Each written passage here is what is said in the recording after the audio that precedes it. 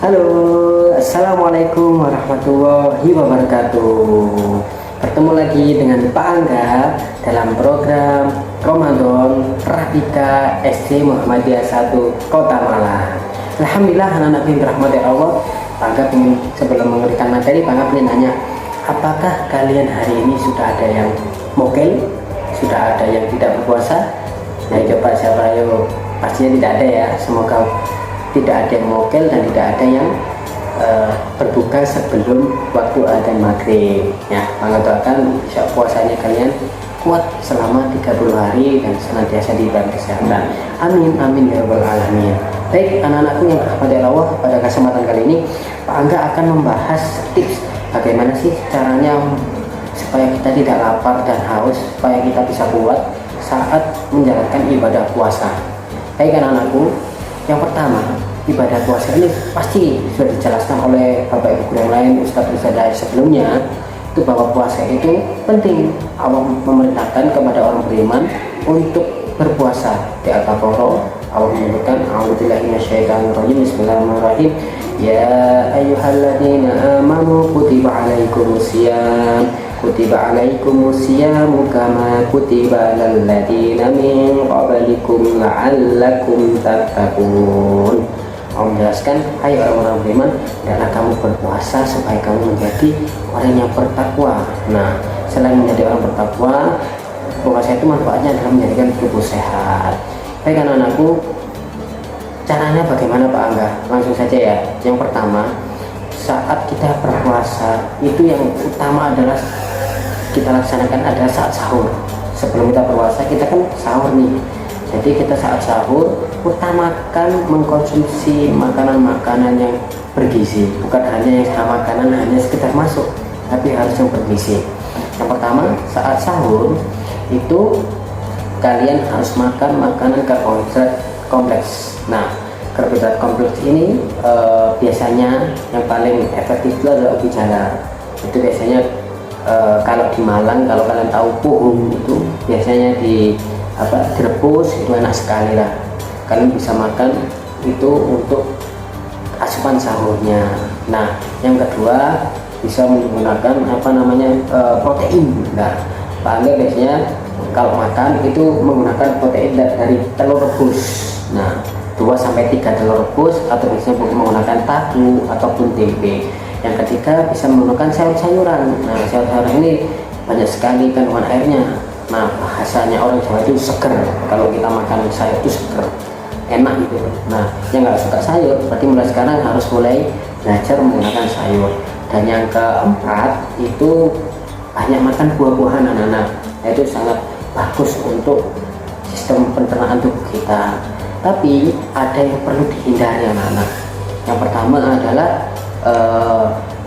jangan sampai makan makanan yang asin. Pak Angga menghindari makanan yang terlalu asin. Yang kedua, makan makanan yang tinggi gula, ini berbahaya. Lalu yang ketiga, menghindari makanan pedas. Nah, anak yang makan pedas itu tolong dihindari dulu supaya puasanya nggak panas, tenggorokan sampai perut nggak panas. Kalau makan yang pedas-pedas itu juga tidak baik untuk orang-orang yang berpuasa. Itu sangat berpengaruh pada saat kita berpuasa anak.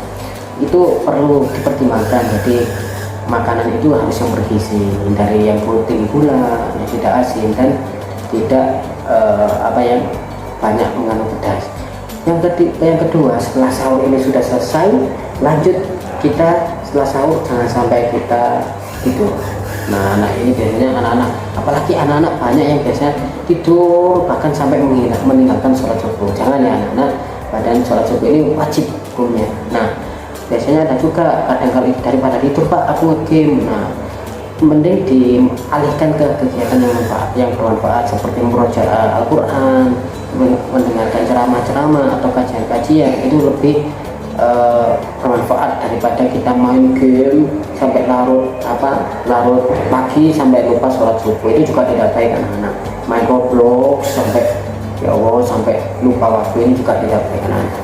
Jadi setelah itu sampai adzan subuh, setelah itu sholat subuh. Setelah sholat subuh bisa di masjid, utamakan di masjid. Kalau memang tidak ada temennya ya bisa di rumah. terutama laki-laki bahkan di masjid. Yaitu setelah itu baru setelah subuh kalian bisa melakukan aktivitas lainnya seperti jalan kaki ataupun olahraga pemanasan seperti yang Pak ajarkan, stretching itu, atau juga bersiap untuk pergi ke sekolah kalau saat itu sekolah, bahkan jangan tidur. Nah, selama aktivitas perjalanan anak-anak mulai pagi sampai siang atau sampai sore, usahakan hindari aktivitas yang berlebih. Nah, aktivitas berlebih ini adalah misalkan sepak bola. Nah, ini terutama anak laki-laki nih, kalau di sekolah ketemu Pak Angga main bola, bola tak rampas. Jadi jangan sampai anak-anak bolanya ketemu Pak Angga, apalagi bermain sepak bola saat bulan puasa. Ini bisa jadi alasan, awas Pak, apa Pak, mokel akhirnya. Nah, ini kan Pak Angga kalau membiarkan itu berdosa anak-anak. Nah, itu aktivitasnya bisa dikurangi, tetap melakukan aktivitas fisik, jalan atau mungkin pemanasan. Yang penting jangan tidur jam 6 pagi sampai jam 6 sore. Nah, ini juga tidak baik anak-anak. Nah, kalian harus melakukan aktivitas yang minimal meregangkan otot-ototnya, jadi puasa kita lebih bermakna dan bermanfaat. Bisa juga dengan ibadah-ibadah murojaah, zikir, dan masih banyak lainnya. Itu ya anak-anak, sedikit tips dari Pak Angga. Pak Angga berharap semoga yang Pak Angga sampaikan ini merupakan nasihat untuk Pak Angga pribadi dan khususnya pemirsa yang di rumah untuk senantiasa memaksimalkan puasa kali ini. Jangan sampai puasa kali ini tidak bermakna dan tidak bermanfaat sehingga puasanya hanya melahirkan haus dan dahaga saja. Tapi bagaimana kita bisa memaknai puasa ini dengan baik dan benar. Salah satunya kita bisa berhasil atau tips menahan lapar dan haus saat puasa ini juga bisa berhasil. Mungkin sedikit dari Pak Angga yang saya sampaikan, semoga bermanfaat. Barakallahu fikum. Nasrum minna wa barakatuh khair wa basyiril mu'minin wasabil khairat. Wassalamualaikum warahmatullahi wabarakatuh. Oke, Pak Angga pergi dulu.